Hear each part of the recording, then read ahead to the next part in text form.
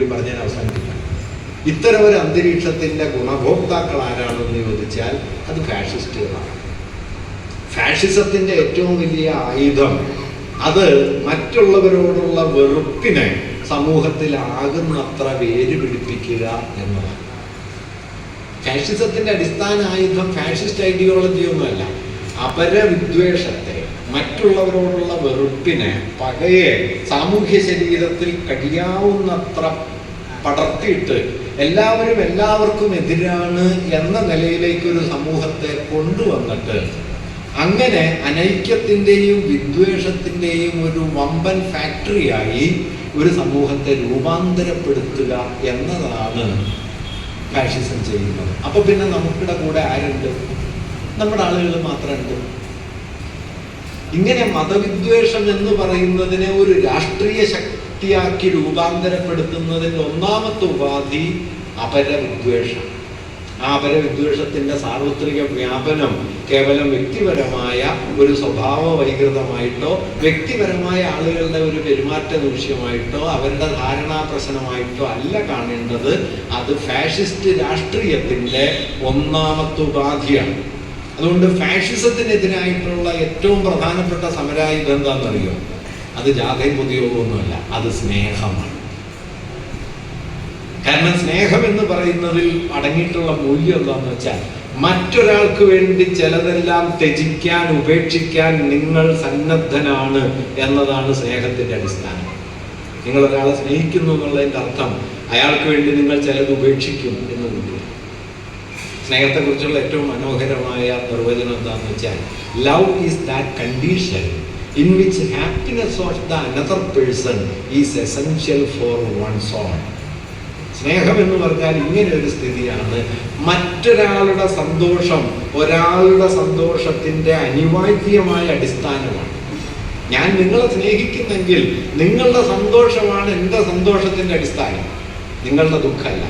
അതുകൊണ്ട് സ്നേഹം എന്നത് മനുഷ്യരെ തമ്മിൽ അകറ്റുന്ന, വെറുപ്പിക്കുന്ന, പിളർത്തി മാറ്റുന്ന ശക്തികൾക്കെതിരെ സാമൂഹ്യ ശരീരത്തിൽ പടരുന്ന ഏറ്റവും വലിയ രാഷ്ട്രീയ ബലം കൂടിയാണ് സ്നേഹം.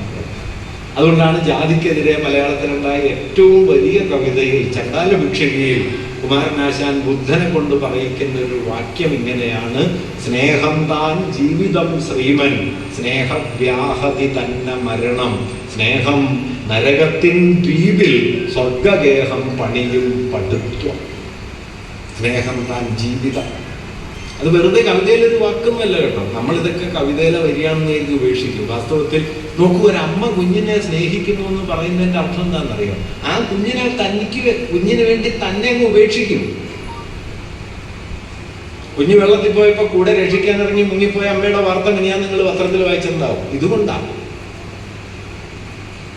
ഈ സ്നേഹത്തിന് സാർവദേശീയ മാനമുണ്ട്. സ്പെയിനില് 1930 ഫാസിസ്റ്റുകൾ അധികാരത്തിൽ വരുന്ന കണ്ടപ്പോൾ ലോകമെമ്പാടും നിന്ന് കമ്മ്യൂണിസ്റ്റുകാരും സോഷ്യലിസ്റ്റുകളും സ്പെയിനിലേക്ക് പോയി. ഇന്റർനാഷണൽ ബ്രിഗേഡ് എന്ന പേരിൽ ഒരു സൈനിക സംവിധാനം ഉണ്ടാക്കി ഫ്രാങ്കോന്റെ സൈന്യത്തിനെതിരെ അവിടെ പടപൊരുതി. 20-ാം നൂറ്റാണ്ടിൽ ലോകം കണ്ട ഏറ്റവും വലിയ ബുദ്ധിജീവിയായ ക്രിസ്റ്റഫർ കോഡ്വെല്, കമ്മ്യൂണിസ്റ്റുകാരനായ കോഡ്വെല് അവിടെ പോയി വെടികൊണ്ട് മരിച്ചു. താൻ അറിയുന്ന ഒരാൾക്കും വേണ്ടിയിട്ടല്ല, മനുഷ്യവംശ സാഹോദര്യം എന്ന മൂല്യത്തിന് വേണ്ടിയിട്ടാണ്. അതുകൊണ്ടാണ് എനിക്ക് പറയുന്നത്, എങ്ങോ മനുഷ്യന്റെ ചങ്ങല കയ്യിൽ അങ്ങൻ കൈകൾ മുന്തിയിട്ടുന്നു, എങ്ങോ മർദ്ദനം അവിടെ പ്രഹരം വീഴുവത് എൻ്റെ പുറത്താണ്. ഈ മൂല്യത്തെ നിലനിർത്താൻ കഴിയാന്നുള്ളതാണ് ആധുനികനായ ഒരു മനുഷ്യനായി ജീവിക്കുന്നു എന്നുള്ളതിൻ്റെ അടിസ്ഥാന അടയാളം. ആർക്കടി കൊണ്ടാലും എനിക്ക് വേദനിക്കും. ഫ്രിഡ്ജില് പശുവിറച്ചി ഉണ്ടെന്ന് പറഞ്ഞ് ഒരാളെ തല്ലിക്കൊല്ലുമ്പോൾ നമുക്ക് നോവണം. അങ്ങനെ നൊന്താലും മാത്രമേ ഒരു ആധുനിക വ്യക്തിയാണെന്ന് പറയാൻ പറ്റൂ. ആ നോവ് പതുക്കെ പതുക്കെ മാഞ്ഞു പോകുന്നു എന്ന് മാത്രമല്ല, തല്ലിക്കൊല്ലേണ്ടതാണ് എന്നുള്ള തോന്നല് നന്നായിട്ടുണ്ടാവുകയും ചെയ്യും. നിങ്ങൾ ചുറ്റും നോക്കിയറിയാം. ഞാനിതൊക്കെ ഉത്തർപ്രദേശിനെ കുറിച്ചല്ല കേട്ടോ പറയണത്, നമ്മുടെ പഞ്ചായത്തിനെ കുറിച്ച് കൂടിയാണ്. ചുറ്റുവട്ടത്ത് നോക്കിയാൽ നിങ്ങൾക്ക് കാണാൻ പറ്റും. ഉത്തർപ്രദേശിൽ വിവരമില്ല എന്ന് പറയാം, ഇവിടെ നല്ല വിവരമാണ്. അല്ല, ഞാൻ പാലക്കാട് പഠിപ്പിക്കുമ്പോൾ ഇന്നസെന്റ് അവിടെ പ്രസംഗിക്കാൻ വന്നു. ഇന്നസെന്റ് പറഞ്ഞു, ഞാൻ 8ാം ക്ലാസ് ആയപ്പോൾ പഠിപ്പ് പറഞ്ഞു. എന്താ കാരണം എന്ന് വെച്ചാൽ 8ാം ക്ലാസ് ആയപ്പോൾ എനിക്ക് കാര്യമൊക്കെ മനസ്സിലായി.